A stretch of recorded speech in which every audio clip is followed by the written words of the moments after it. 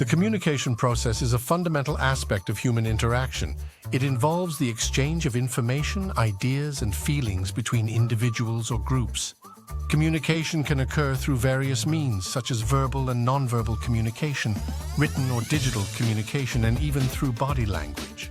There are several key elements that constitute the communication process. These elements work together to ensure effective communication and understanding between the sender and the receiver. Understanding these elements can help individuals become better communicators and avoid misunderstandings or misinterpretations.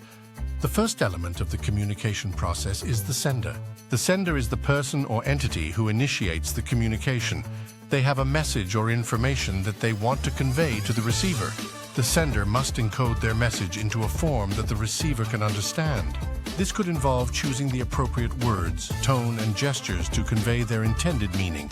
The next element is the message.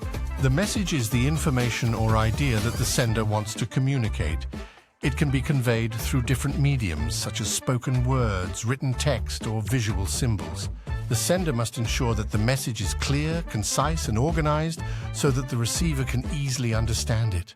After the message is created, it is transmitted to the receiver through a channel. The channel is the medium through which the message is sent.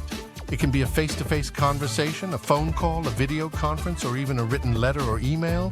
Different channels have different characteristics and limitations, so the sender must choose the most appropriate channel for their message. Once the message reaches the receiver, they become the next element of the communication process. The receiver is the person who receives and decodes the message. They interpret the message based on their own experiences, knowledge, and understanding. The receiver must actively listen and pay attention to the sender's message in order to accurately comprehend it. Feedback is another crucial element of the communication process. Feedback refers to the response of the receiver to the sender's message. This can be in the form of verbal or nonverbal feedback, such as asking questions, nodding, or providing an emotional reaction. Feedback allows the sender to gauge whether their message was understood and received as intended. It also provides an opportunity for clarification or further explanation if needed. The last element of the communication process is the context. The context refers to the surrounding circumstances or environment in which communication takes place. It includes factors such as the physical setting, cultural norms, social relationships, and the purpose or intention of the communication. The context influences how the message is understood and interpreted by the receiver. All these elements work together in a cyclical process, as communication is an ongoing and dynamic exchange.